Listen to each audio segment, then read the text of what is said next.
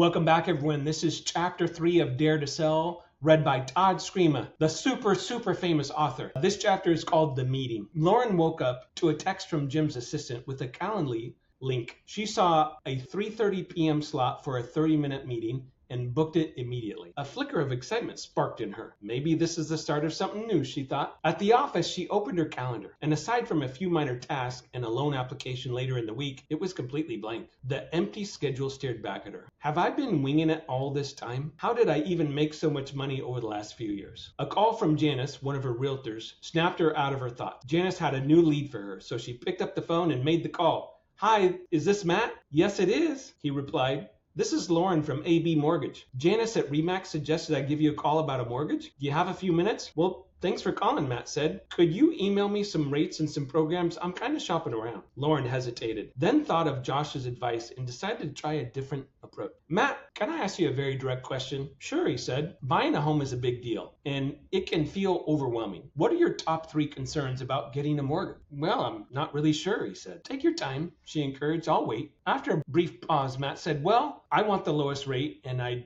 don't want to pay a bunch of fees. Got it, Lauren said. What else? Well, I need to make sure the payment is affordable. I don't want to feel trapped in my house. Well, thanks for sharing that, she said. If I could show you how to get the lowest rate, minimize the fees, and keep your payments within budget, would you be open to meeting with me? Matt hesitated. Do I have to commit to anything? Not at all, Lauren said. I'd love to help, but only if I can provide real value. All right, I can do that. Great, Lauren said. How about Wednesday at 2 p.m.? Or Thursday at 4 p.m. Well, let's do Thursday at 4, Matt replied. Perfect. I'm really looking forward to it. I'll text you a quick application. It's super easy and simple. Takes you about 12 minutes and includes a list of what to bring to the meeting, Lauren explained. Can't we just do this over the phone, Matt asked? Lauren paused, recalling Josh's advice again. If I don't get him in person and add some value, he won't commit. No, I always meet in person. By the way, what price range are you looking for? Around $500,000, Matt said. When's the last time you invested $500,000 in something? Matt chuckled.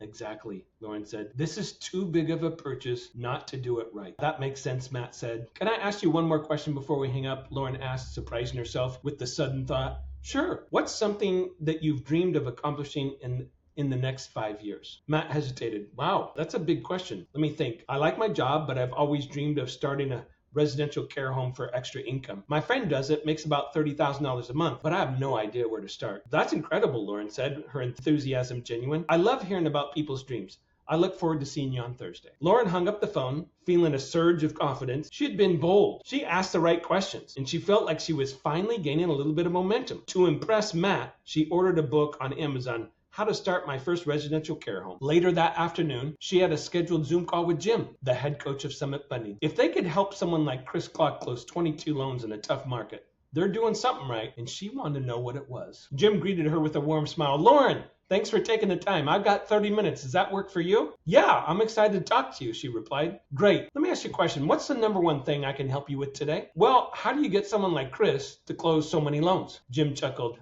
Well, that's a big topic, but let's do a quick story. In high school, I was a pretty decent track star, but I got caught up partying and surfing too much. I landed a college scholarship, but ended up quitting track. I never graduated, and it's still a big regret of mine. I met Todd back then. He was different, motivated, focused, and always willing to learn. We became roommates. We worked late nights in the mortgage business while I slogged to death at a grocery store. One night, I asked why he worked so hard, and he said he had too many leads and needed some help. A month later, I started working for him. That was 27 years ago. I've never looked back. Now, I share this with you because Josh tells me you might be missing some critical skills. Without them, your income will always ride the market, and frustration can take over. Does that resonate a little bit? Yeah, Lauren said. What did Todd teach you? Jim leaned in. First, there are only 5 ways to get new clients. You can do private outreach, which some people call cold calls, or we call them opportunity calls. Affiliate referrals, which is like referrals from realtors and builders. Customer recommendations, content marketing,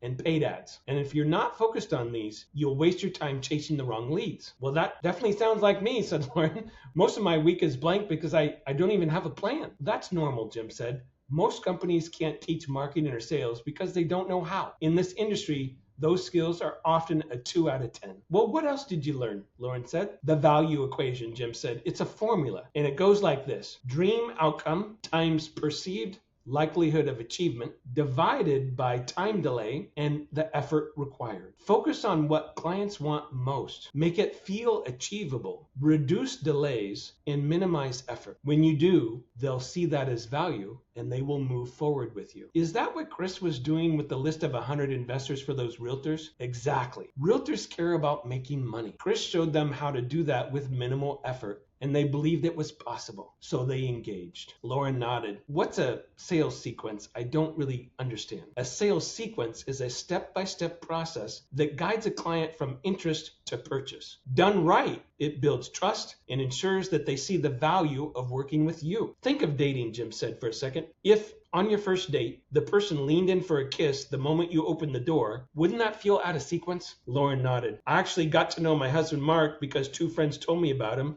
and then he texted me. Exactly. That's social proof, and we use it all the time in sales. Dating and sales follow similar sequence. Here's an example. First, we get a lead, referrals, applications, or introductions, just like the initial contact process in sales. Next, we talk on the phone, and if that goes well, we meet up, similar to the first meeting with a realtor. Now, during the first date, we're assessing if this is someone we want to know better. In sales, we teach a process called the 2-step close for the first meeting, and it's a definite game changer. Most people just don't even know what to say. Jim leaned forward. Here's where most salespeople mess up. Now, imagine a date who talks only about themselves. It's a turnoff, right? But if they ask you thoughtful questions, show real interest, and share an emotional story about themselves, you leave there thinking, wow, this person really cares. That's what creates loyalty and trust. Lauren smiled, but looked a little overwhelmed. That's a lot to take in. It feels like a lot, but it's not, Jim said. It takes about 10 hours to master and could double or triple your income. Did you go to college? Yes, and I graduated with honors. Impressive. Remember, any big exam that you spent 30 hours studying for by chance? Absolutely. My econ final comes in mind. Exactly. Yet,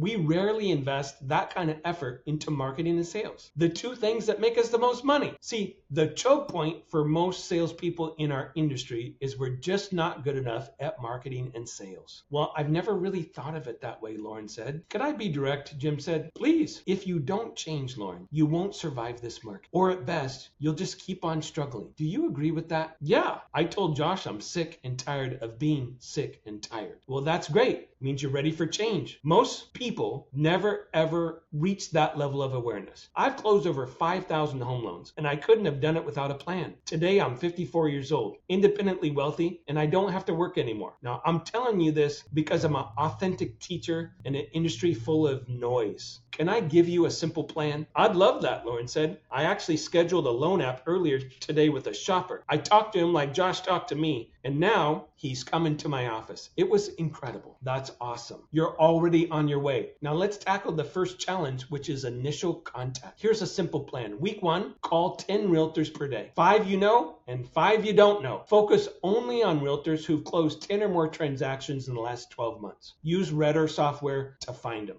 This Saturday, text 50 realtors a podcast called 10 New Listings Per Month by Marjorie Adams. I'll text it to you. Next week, call 10 per day and ask if they liked it and ask to set up a meeting. Now, week 2, text and call the same realtors about your virtual lunch and learn. Keeping 3% The NARS Battle, solved by Haley Jones. Invite them to your office to watch it together. I'll text you the script. Could you do those 2 things over the next 2 weeks? Jim asked.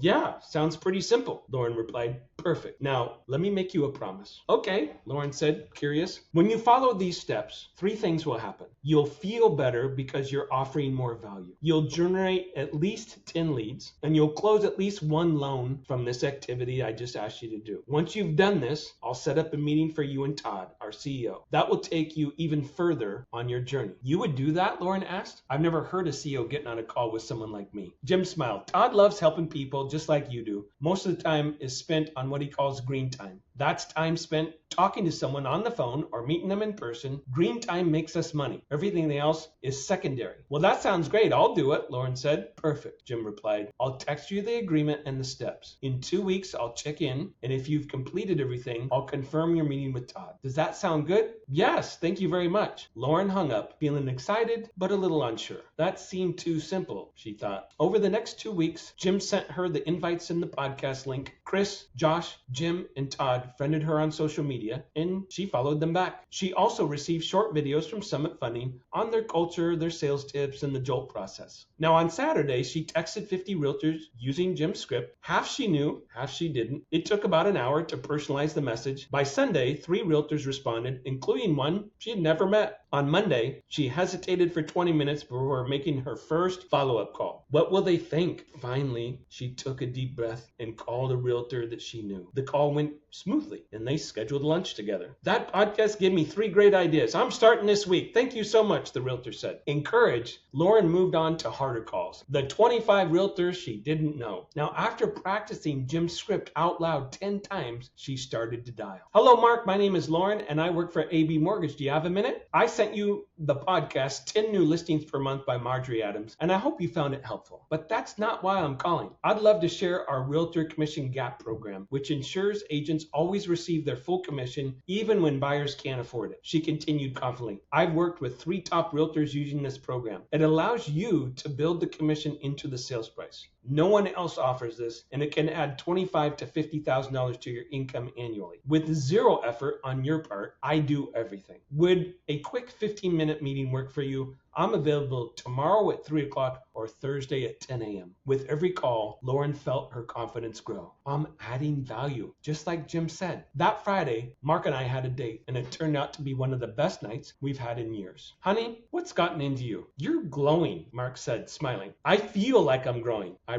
replied. Jim's assignment is working. I got 6 new appointments next week with potential agents. I haven't met 6 agents in 6 months. Mark chuckled. That's amazing. Funny timing. Our CEO gave a talk today about happiness. He said, people are happiest when they have something to look forward to, when they help others, and they feel like they're growing. You've got all 3, and I'm really proud of you. Lauren teared up. I'm sorry, honey. I feel like I haven't been myself these last 2 years. I haven't been there for you or the kids, and I feel ashamed. Mark took her hand and looked into her eyes. The woman I married is right here, right now. I see her, and I believe in her. When they got home, the kids were asleep, and Lauren noticed candles lit in the bedroom with a vase of her favorite flowers on the nightstand. You're really taking this to the next level, Lauren said, feeling touched. Mark smiled. Watching you the last 2 weeks has inspired me. I love you and never want to take you for granted. I guess we've both been stuck on the hamster wheel, I said. Mark kissed me. I love you, baby. There's a lot here, guys, and we're going further down the path. And I hope by now you're starting to see that there's a sequence to all this.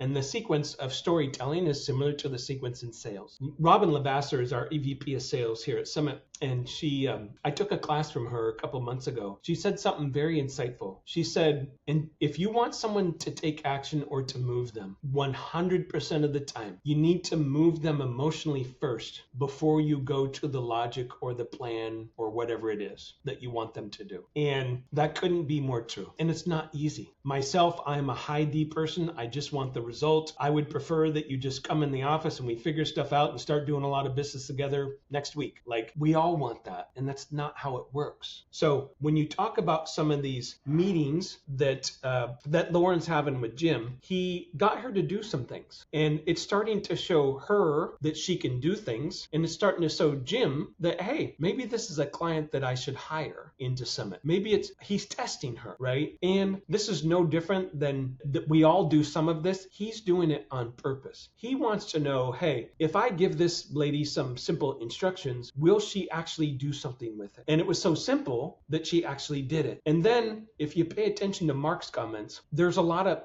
of studies on happiness, and happiness really is created when we feel confident, when we feel like we're making progress towards things. So we all get in ruts. Obviously, Lauren's in a rut. She's starting to learn how to get out of the rut. And it's funny, as I've coached people over the years, some people get in ruts for 1 day or 1 hour, and some people get in ruts for 6 months or 2 years. The only difference is your decision point. You decide, because it's your life and you're in charge, to get over something and move forward, or you decide to get stuck and ride the hamster wheel and feel sorry for yourself. Now, the other thing I want you to hone in on is that this is affecting her personal life. I don't believe that we can be miserable at work and be glowingly happy at home. I don't do not think, because work is 60% of our waking hours, I don't think life works that. So if we're in a rut, let's either fix it, or if it's not resolvable, we just can't develop the skills, we've chosen the wrong industry or whatever, just make a change and get out and do something different that fulfills you. Okay. And that's really a lot of what's going on in this chapter.